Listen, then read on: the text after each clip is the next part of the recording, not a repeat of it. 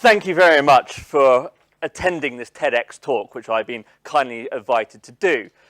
Yes, you've heard my different roles in the past few years, but what am I actually? I class myself as a thinker without boundaries. And today I challenge you to come out of your comfort zone and think about community as an international theory, as a concept that everyone is connected in some way in the international community and networks that we live in. One thing that I want to take you through today is the journey of my thoughts. Thoughts across what have taken me to different parts of this world, taken me to China, taken me to different countries in Africa, and also in the more of the Western world in the US and across the UK. I have seen that there is a massive problem within international development right now, and people share my thoughts. What is that problem? What is one problem of many, I have to say, but what is a big problem? And that is sustainable development across this world. What is sustainable development? Sustainable development is to create development for future, what we do now, for futures to come, for generations to come. And this is a passion that a lot of people in this world share. I see at the moment, personally, through my journeys, through my research, and through just talking to people, that we have a problem with the big international organizations that are saying that they're there for the international development community. They're there doing the work that we want to see across this world to create communities and help communities rise. But I don't think that is the case. I think there is a different level of people that we don't hear about at all. There's no adverts for people like this on our TVs, on the internet as much as, and they don't have the money to spend on the big campaigns. So my personal journey has taken me through this train of thought of how to solve this problem. And one thing I looked at when I was at university was seeing if there was a sustainable solution. And I think there are so many solutions, but there's one I want to share with you today. But my thoughts have taken me to different countries, and one of my thoughts has taken me to Kenya to work as a consultant, free of charge, all off my own money, for Slum Code International. Okay, Slum Code International, you might say, oh, it's another international community, it's another international organization. No, this has been set up by one man, Albert Nashton. Albert Nashton grew up in Huruma slum, which is Nairobi, one of Nairobi's biggest slums. It's the second biggest after Kibera, but not publicized as much. There's roughly, they say, estimated over 800,000 people, but he claims there's actually more. But no one will ever know seriously because there's no censorship, no censors, nothing in that community. But through his own belief, he feels that he can create something that for the people on his doorstep can actually come in and be helped with. Why international? I asked him the same question, why international? Because he says, this is really just the beginning of my idea. I want this to become an international idea. And I agree. I think he can have an international idea on the way that we work with our communities. So what I was doing over there, really, is helping him build a 5-year plan and take him up to the next level. I started working with him in 2010. Let's go through a couple of slides. He started off in an office in 2010. This office here on the middle top picture. It is no bigger than from here to here.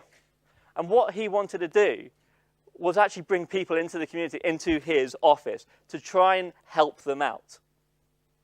That's not going to be a big enough space. So we started to look at what is the big plan? What does he want and how do we get him there? So he goes, I want a community center in Huruma for people to come and have a library, have education, different facilities, have a computer lab, everything.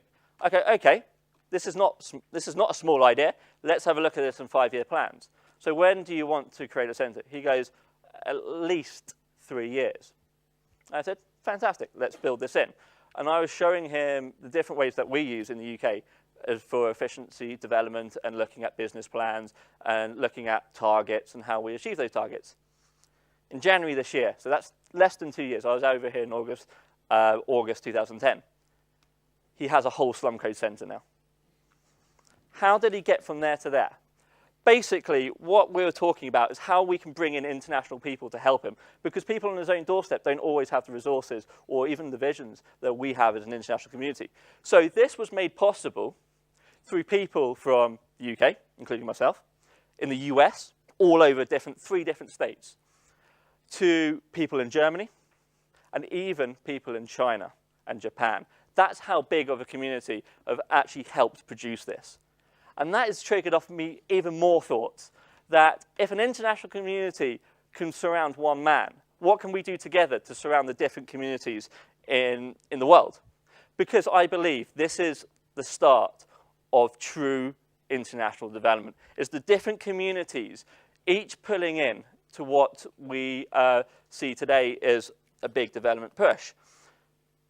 Yes, this is one project out of many, and it has worked. But I feel this could work for others as well. So look at this library now. Like, he's gone from that to this whole library, to a computer lab, to a classroom as well within the centre. And also you're probably thinking, oh, this is probably quite expensive to run. For a month, this costs £320.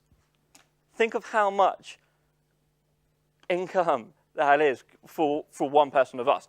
It's more than most people my age are renting for. It's less than what people are renting for in this country. And that is actually mobilizing a community that is probably 4,000 to 5,000 big that is actually coming in and out at the moment. So this is what an international community can come together to do. And this is just another project of his he sees, is in school.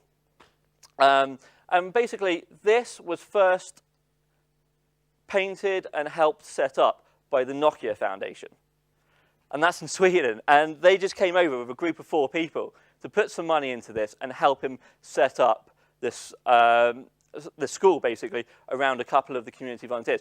All of these children are orphans, all majority from HIV, and don't have anywhere to go to school. So they've created the school and brought the school to them, which is a fantastic idea. And again, the international community has helped through Nokia, help setting it up in the stage. This is a lady from Singapore who was just a tourist, and Albert met her in a cafe and brought her in and said, let's have a look.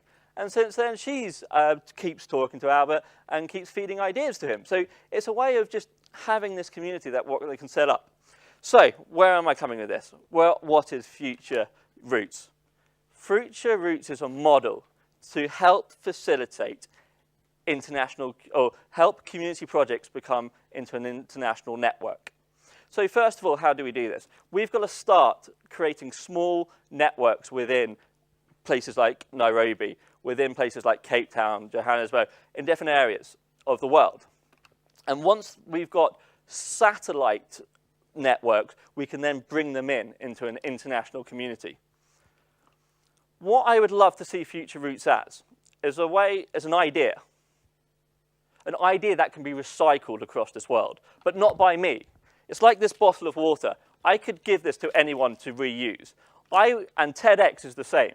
It's a network of people. None of the people today work for TEDx. They've just got a license to do it. This is what Future Roots is going to be. It is going to be a way of getting someone who's ever passionate, maybe passionate about Chad, about Brazil today, and who would like to set up a network. I can then come in and help facilitate them, their ideas, and see what we can do and try and network with them. But also on a higher level, really, is starting to get the international finance communities, the international people that like to donate to big charities, and see how we can facilitate a funding network to people like Albert. And how can we make that sustainable for him? And another way we're looking at what I worked with Albert in as well is actually connecting to banks in his own country, to finances in his own country.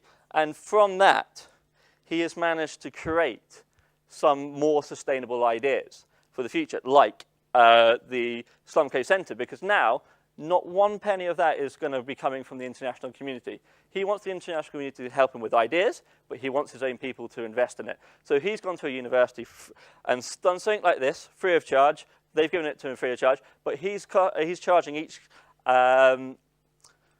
each company £350, 50,000 Kenyan shillings. And each company that will come, that money will then be a month's rent for him. How amazing is that? And this has all come through just a load of people from around the world with a common idea to help him out. So can those same people help others out, help other networks out? Yes. But what is the problem? Again, the big problem is the fact that we don't know where these people are. This is what I'm bringing you today. There's about 10 other charities, local community charities like him, who can be like this, who actually could grow as fast as this. But we need to find them. And the way is creating these networks, getting people to create networks within their own countries, and then putting it back to us. So this is an idea that is so flexible at the moment. This is the first time Future Roots has ever been talked about in a community like this. These have been my thoughts for years. So what I'm challenging you to do today, and I challenge myself as well, is to start thinking about how this could work. And I would love anyone here to come and talk to me today and just give me, say, even some criticism. Because not one person I spoke to has given me any criticism because they're scared. But no, today is not for that. It's about challenging our thoughts and thinking about a community as an international community. So let's start thinking on how we can share our own resources to people like Albert to create a better world, a better sustainable world for his children, for those children, for their children, for our children. So let's stand up and say, yeah, this is going to be a good solution. So that's Dominic Byrne from Future Roots. Thank you very much.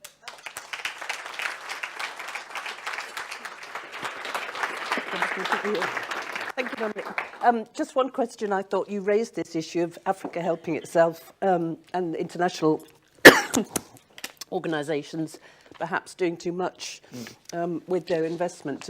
I mean, do you see that this culture is changing, that the international people will step back? Well, I don't think it will change, and I don't want it to change too much. What I would like for the big international organisations to wake up and say, actually, there's people who can facilitate and actually do the projects for them, but they just need the resources. Let's give them the way of the resources to do it, to help their own communities. The reason is, sorry, I'm just taking a little bit longer, but it is because me, you, anyone, do we know what Albert's thinking? Do we know what the people Albert lives with wants? No, we don't. And why should we then tell them what to think? Why don't we find a way of facilitating their thoughts, their ideas, because they live there, they know what they want, they know what they need, and actually help bring that to them and give them the resources to do that. And that's what I think is going to be important.